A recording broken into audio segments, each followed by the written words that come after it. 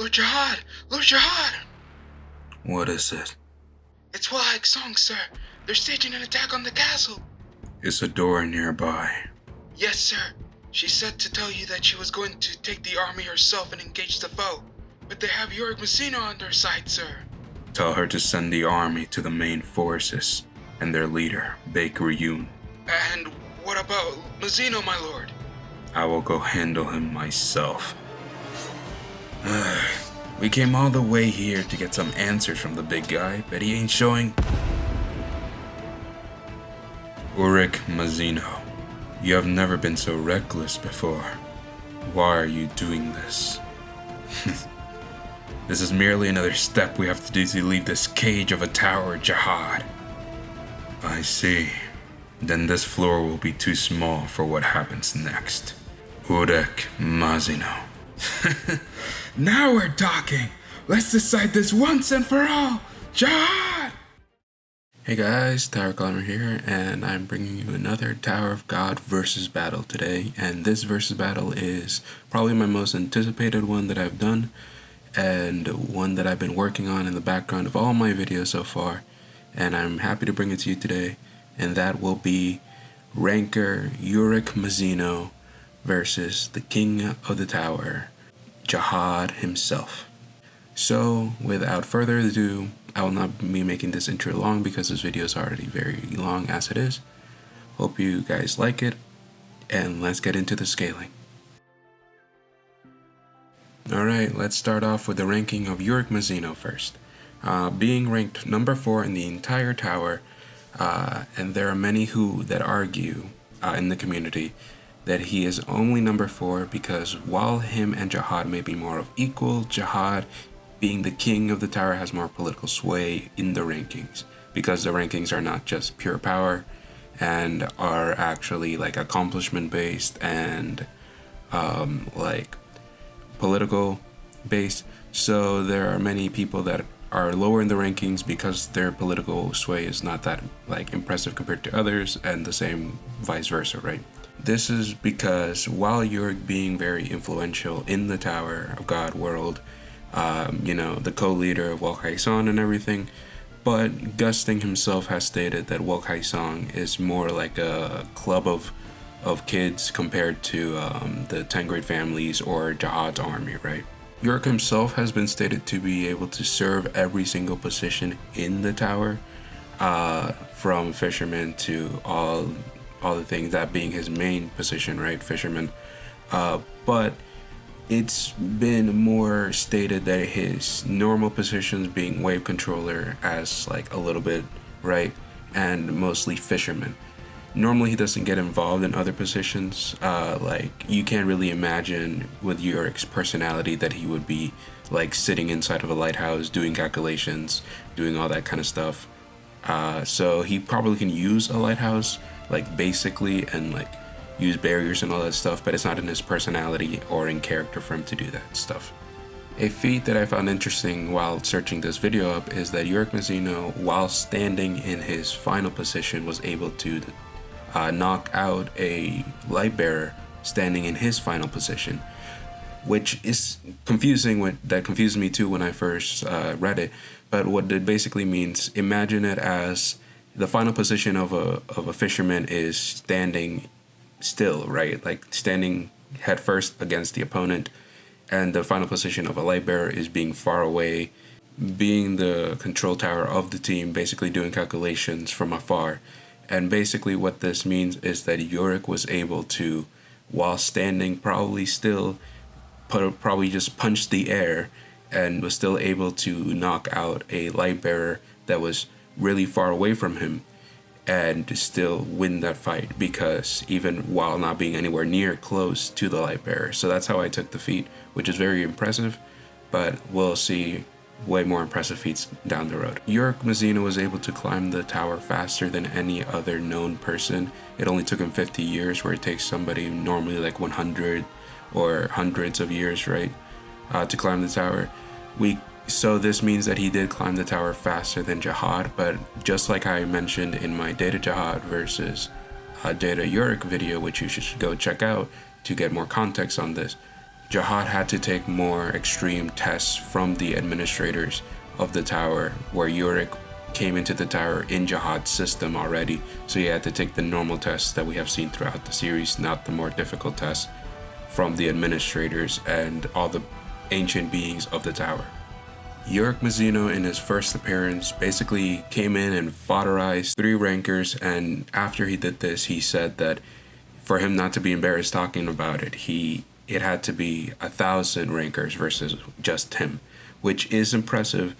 But remember that from Avikail's statements, somebody who is a top 300 ranker can defeat a whole squadron of Jahad's army without a leader, right? Without a squadron commander there, they could defeat a whole squadron comprised of many rankers and high rankers. So it's not really that surprising for number 4 of the whole tower, Urek Mazino, to be able to do this very casually, right? So it is an impressive feat, but not a surprising one. A more impressive feat that Urek has been able to do is being able to fight multiple family head level opponents. Like Gusting said that he could destroy the entire family, most likely including himself, if Urek became angry enough to go to war against the Pobedal family. Like how I mentioned in the Ranking All Irregulars video, Urek Mazino, while climbing the tower still, was able to clash and be better than Aryehan, the strongest of the family heads. So that just goes to show you how much stronger in comparison Urek is to a family head. Although they can probably still fight him, they won't be able to beat him at the end. Urek Mazino in his first appearance also stated that to be able to stop him with Shinsu control skills, you would need basically an opera, which an opera is the strongest lighthouse in the entire tower. And it has been stated that their range is infinite and all that stuff, and it would still only be able to stop him for around 0.1 seconds, right? So overall, not that much, and you would still need the strongest lighthouse in the entire tower to accomplish such a feat against Urek. Urek on his second appearance also no-diffed a high ranker that is above Division Commander level like Karaka with 1% of his power and just his finger. This is even more impressive since Urek not only used almost nothing, but also didn't use his normal fighting style. For example, 1% Urek punches and kicks should be way more powerful than a finger thrust from a 1% Urek. With just 10% power without Shinsu, he could destroy not only Heljo, but a huge part of the floor of death. And later on during the same fight did a lot more damage with a single little tiny bang of Shinsu that he used to end the fight. Also, in the current Tower God chapters, he was going over to the arena to stop the fight between Gusting and Traumarai, which implies that he could be able to stop their fight and stop them both at the same exact time. He also battled Lustlike, the head of Fug, and somebody who has been stated to be a person that the family heads need to be involved to beat. This fight is very, very important because Urek still doesn't use his full power, just 30% in one arm only, which also shows that Urek may have some of the best Shinsu control that we have ever seen in the series because he can choose the percentages of his power and in a specific body part. He destroyed Lustlike's big spell that he used against him with just the Fist of Gorgon's attack, and something that shocked Lustlike and stated, how could someone destroy a spell with just a punch? And this is Lustlike, by the way, the same Lustlike that has climbed the tower with the 10 great families and Jahad. And he was like, I've never seen this before in my life. This could imply very possibly that Jahad could not perform a similar feat with just pure brute force. Urek has also been stated to be super fast, and it's all in his nickname, Ray Barracuda, because he can use Shinsu at the speed of light. Both Urek and all the other family heads and Jahad can use spatial distortion to move around and warp themselves. But it is unknown how Urek can actually do this because it's been kind of implied in the series that this technique, while being only to irregulars, which Urek is, can also only be used because it is a Shinsu Black Hole Sphere type of ability that only those people can use. And we know that Urek does not know how to use Shinsu Black Hole Sphere because when he saw Bomb do it, he said that is the skill of the 10th grade family leaders used, not himself, and so he has not learned that actual skill, but he may have learned spatial distortion abilities from seeing the other family head using it, and could just be that and that alone.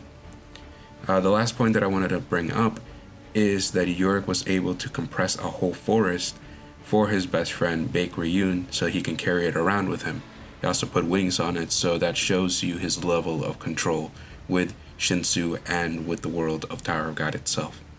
Now going along to Jahad's scaling.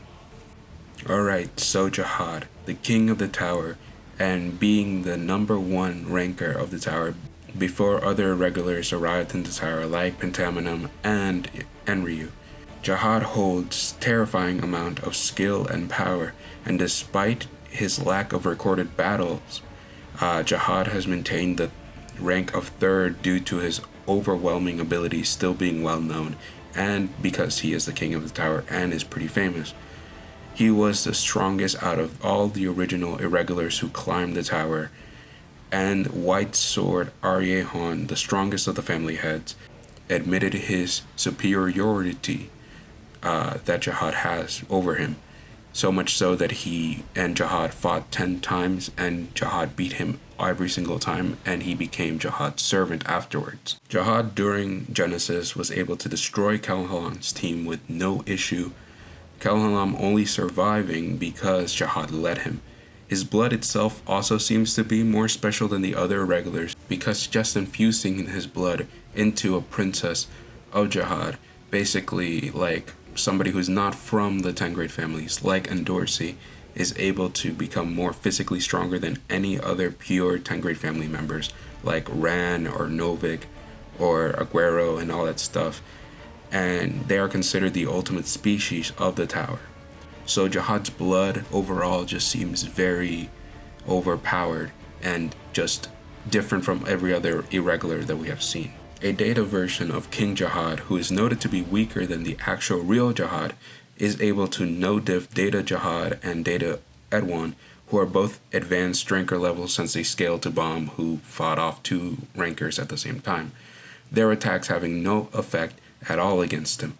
Jahad is known as the greatest fisherman of the entire tower and uses weapons to fight, and can fight close combat as well, obviously, and is amazingly skilled, being one of the most skilled martial artists in the entire tower in my opinion, since his data version can outskill Bomb, who is in himself an amazing martial artist trained by another amazing martial artist, Jin Sang-ha.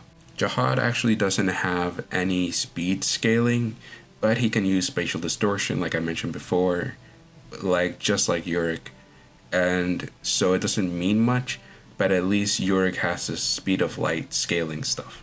Jahad, while being an amazing fisherman, has shown us more feats of using other positions to a greater level than Urek, like using many lighthouses and being a god in controlling Shinsu and Shinsu Black Hole Sphere.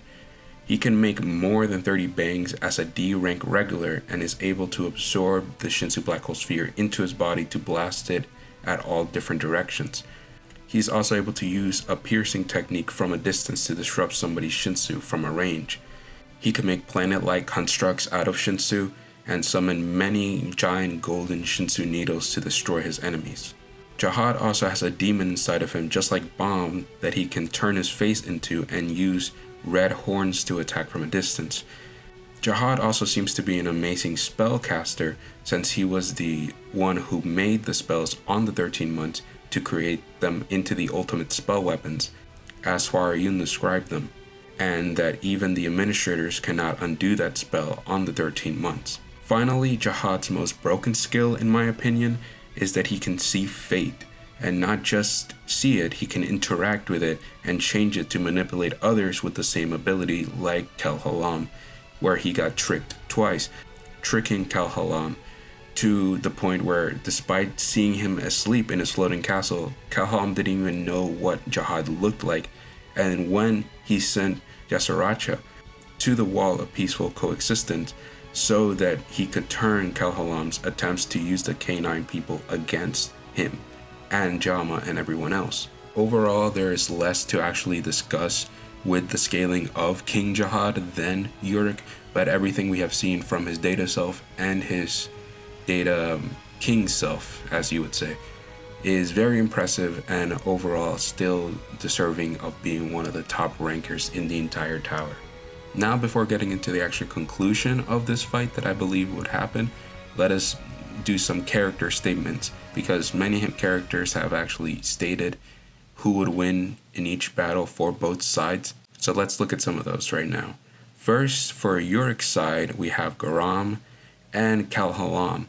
Garam basically wants Urek to kill Jahad for her, meaning that she thinks he's able to. And then Kalhalam stated, in a life or death situation, I don't think there is anyone in the tower that could beat Urek.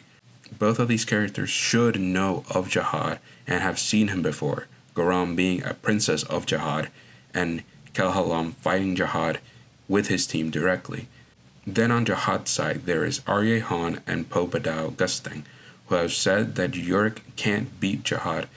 In my opinion, these statements hold a bit more weight since both of them are family heads and are characters that would know Jahad's capabilities way more than somebody like Garam or Kalhalam.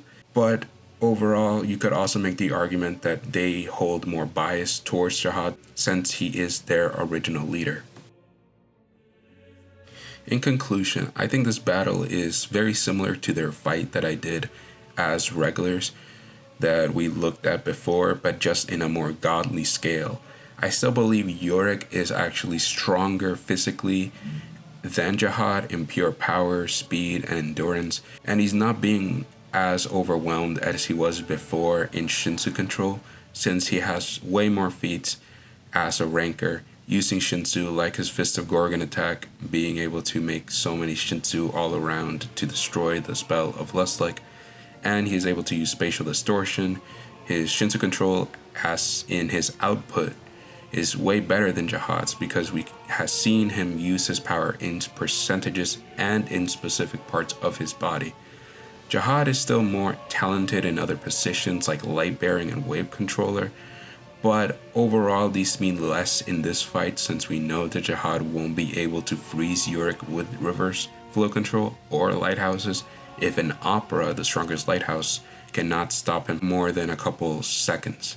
Jahad's red tentacles also should not be any problem for Urek since his data errored version was able to break them, and I think the statements that Lustlike said about not believing anyone could break a spell with pure brute force kind of blatantly puts Jahad under Urek in terms of pure strength, but this also is the case in the previous fight, and Jahad still was able to clear the gap because of his Shinsu Black Hole Sphere and piercing techniques that basically negate durability.